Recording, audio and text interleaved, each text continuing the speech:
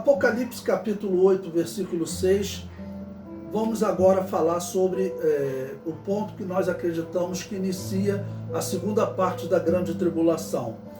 Vamos recordar que o capítulo 8, ele vai iniciar com o sétimo selo. O primeiro selo nós interpretamos como sendo o Evangelho, ele foi aberto no dia de Pentecostes, é uma interpretação razoável, ou alguns colocam na cruz, independe, mas provavelmente o primeiro selo já foi aberto, né? Do segundo ao sexto selo, nós colocamos aí evidências de que seria no início, na primeira parte da grande tribulação, que a grande tribulação se divide em dois períodos de 3 anos e meio. No sétimo selo, vamos lembrar que fez-se silêncio no céu por meia hora, porque é um momento de grande expectativa. A metade da grande tribulação, nós sabemos que o reino do anticristo, tudo indica que ele foi muito atingido, principalmente pela obra das duas testemunhas, que nós vamos estudar no capítulo 11, e também o anticristo terá sua aliança rompida com Israel. Então, esse silêncio que eles fizeram por 30 minutos, ele tem esse significado, né? Todos os anjos, né, eles aguardam, como a humanidade também aguarda a igreja que foi arrebatada e aqueles que morreram, que foi dito que eles deveriam aguardar até que fosse completado o número de mortos. Todos eles estão aguardando esse momento, porque desde que Adão e Eva pecaram, são cerca de 6.000 anos, pelo aquele cálculo que nós fizemos com vocês, no ano 2027, estará fazendo 6.000 anos que Adão foi criado. Então seriam quase 6.000 anos de sofrimento, já que ele teria pecado ali próximo dos 100 anos, talvez, que a Bíblia vai dizer a idade quando ele tinha 130 anos, ao nascer 7. Bom, depois no versículo 3, um anjo se pôs junto ao altar, e esse anjo que se pôs junto ao altar, ele pegou aquelas orações dos santos, juntou com o incenso, e aquele incenso ele vai subir como uma obra agradável diante de Deus. E depois o que ele fará? Né? Todo esse incenso ele será jogado sobre a terra. No versículo 5 diz: e o anjo tomou o incensário e o encheu do fogo do altar e o lançou sobre a terra. Isso vai nos ajudar a entender as trombetas, porque no momento das trombetas cairá também sangue sobre a terra. E certamente aquele sangue que o sacerdote pegava no altar dos holocaustos e levava até o altar do incenso e depois ao propiciatório, certamente está envolvido aqui nesse processo desse versículo 5, né? Representando todo o sofrimento daqueles cristãos, né, que foram martirizados pelo anticristo. Né? A humanidade, ela está apoiando tudo que o anticristo está fazendo. Tudo que nós falamos de sofrimento até agora, a humanidade está apoiando, inclusive Israel. Os cristãos que ficarem aqui sofrerão muito, eles serão colocados como um grande problema da humanidade, né, que estaria criando dificuldade para o reino do anticristo. E quando nós chegamos no versículo 6, é dito: e os 7 anjos que tinham as 7 trombetas prepararam-se para tocá-las. Então, lembrando, sétimo selo, serão tocadas 7 trombetas. O comentário diz: o início da segunda metade da grande tribulação deve inaugurar um período ainda mais sombrio do que a primeira metade. Nós veremos até pelo tipo de juízo que vem nas trombetas e nas taças, parece ser um período realmente mais sombrio. Ao que tudo indica, já no primeiro período da grande tribulação, não sobreviveu nenhum cristão, pois o anticristo teria matado a todos. O comentário prossegue: É natural acreditar que a ação do anticristo deverá ser maior nesta segunda fase, até pelos demônios que Satanás recebe autorização para enviar sobre a terra. Nós veremos no próximo capítulo, estamos no capítulo 8, no capítulo 9, Satanás recebe autorização para trazer sobre a terra demônios que estavam presos. Ou seja, Deus, nos dias atuais, na era da igreja, ele controla a ação dos demônios, né, para que eles não venham atuar de forma livre na terra. Os tipos de males que eles poderiam trazer, não tem nem como nós mensurarmos. Mas durante a grande tribulação, na segunda parte em especial, o Satanás terá autorização para soltá-los. Bom, já que nós vamos falar de trombetas, eu resolvi colocar aí um comentário também sobre a festa das trombetas e como as trombetas aparecem na Bíblia, para nós podermos entender esse momento. O termo trombeta deriva do hebraico shofar e representa um anúncio divino. Em muitos momentos, a trombeta vai representar isso, Deus falando para a humanidade. Eu separei Êxodo capítulo 19, versículo 16, que diz: E aconteceu ao terceiro dia, ao amanhecer, que houve trovões e relâmpagos sobre o monte, e uma espessa nuvem, e um sonido de buzina muito forte, de maneira que estremeceu todo o povo que estava no arraial. Então a trombeta vai aparecer em diversos momentos, inclusive a festa das trombetas. Mas antes de falar da festa das trombetas, veja, as trombetas representam também a queda do mal. Nós temos esse exemplo na cidade de Jericó. Em Josué capítulo 6, versículo 4, é dito: E 7 sacerdotes levarão 7 buzinas de chifre de carneiro diante da arca. E no 7º dia rodeareis a cidade 7 vezes, e os sacerdotes tocarão as trombetas ou as buzinas. E aí nós sabemos o resultado, que as muralhas de Jericó caíram. As trombetas representam também o momento em que Deus falará com Israel. E aqui nós já vamos para um momento escatológico, um momento profético, futuro. Zacarias capítulo 9, versículo 14 diz: E Iavé será visto sobre eles, e as suas flechas sairão como relâmpago, e o Senhor Jeová fará soar a trombeta, e irá com os redemoinhos do sul.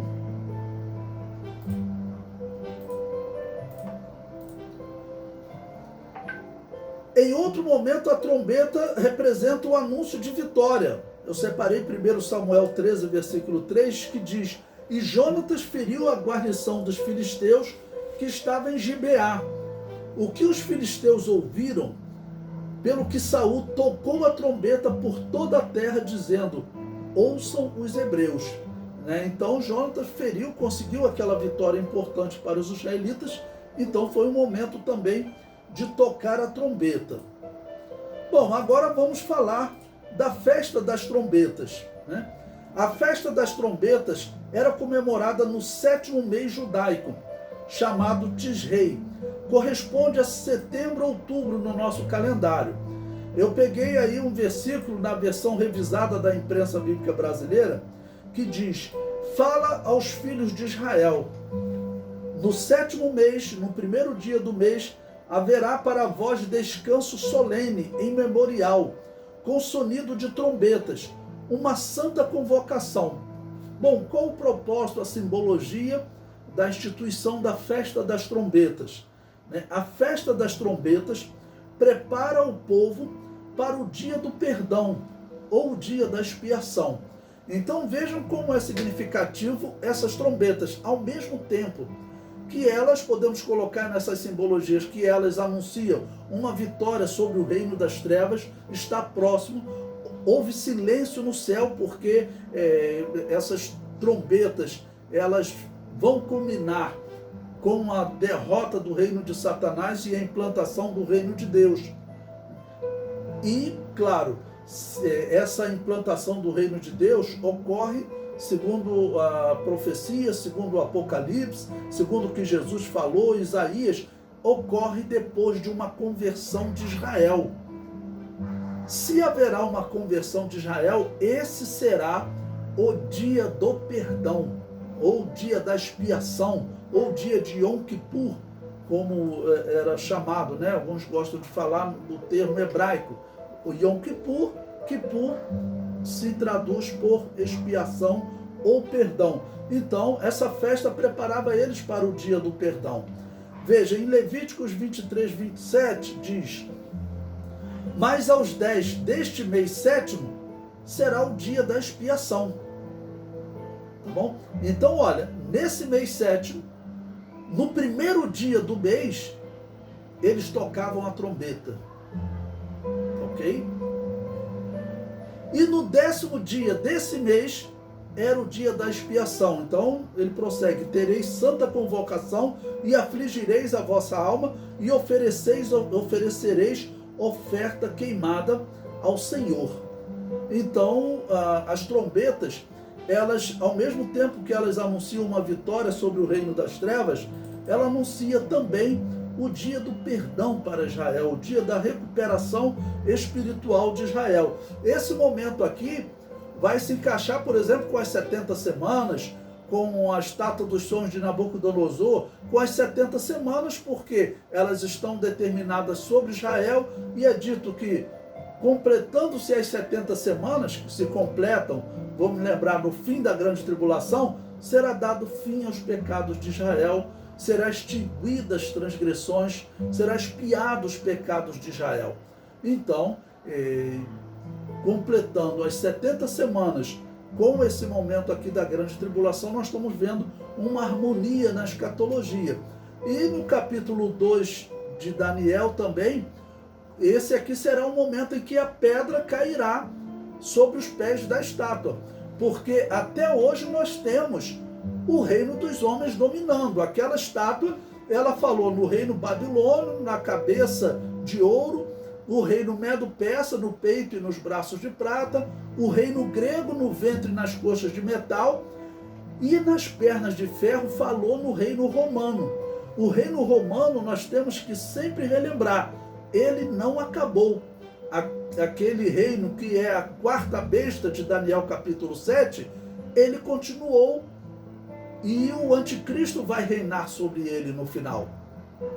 A besta que sobe do mar, ela é uma continuação do reino romano. O reino romano é reconhecido, ninguém nunca conquistou o reino romano, deu fim ao reino romano. O reino romano, ele se dividiu. Toda a Europa, que tinha sido conquistado pelos romanos e que foi implantada a cultura romana, continuou, e até hoje, né, Inglaterra, Alemanha, França, todos eles, Espanha, Portugal, a Europa toda faz parte do reino romano. Eles continuam fazendo parte daquela besta. E também, né, a Europa, no caso os Estados Unidos, a Europa gerou os Estados Unidos, gerou também o Brasil. Então hoje o mundo todo, de alguma maneira, ele faz parte daquela besta. Tá ok? Prosseguindo no comentário do material didático, que diz: em certo momento, a trombeta de Deus anuncia o fim da era da igreja. Esse toque representa o toque da vitória. Em 1 Tessalonicenses 4,16 diz: porque o Senhor mesmo descerá do céu com grande brado, a voz do arcanjo, ao som da trombeta de Deus. Então essa trombeta de Deus é para anunciar a vitória da igreja. E diz: os que morreram em Cristo ressuscitarão primeiro. O toque do chofar, ou toque da trombeta, representa o anúncio da recuperação de Israel. Isaías 27, versículo 13. Isaías é um profeta muito escatológico, ele falou muitas coisas sobre os últimos dias, e esse texto do capítulo 27, versículo 13, ele fala da vitória de Israel sobre os seus inimigos. E naquele dia se tocará uma grande trombeta, e os que andavam perdidos pela terra da Assíria, e os que foram desterrados para a terra do Egito tornarão a vir e adorarão ao Senhor no Monte Santo em Jerusalém.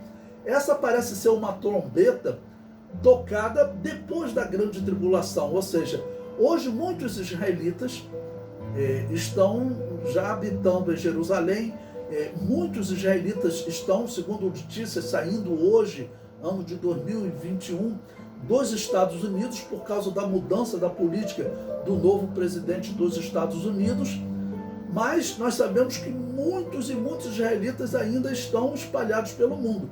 Durante o milênio, quando aí o templo estará construído e o Messias estará assentado no templo, haverá um retorno ainda maior. Então esse texto, ele já fala de um momento de adoração, que aí pode estar tratando dentro do milênio.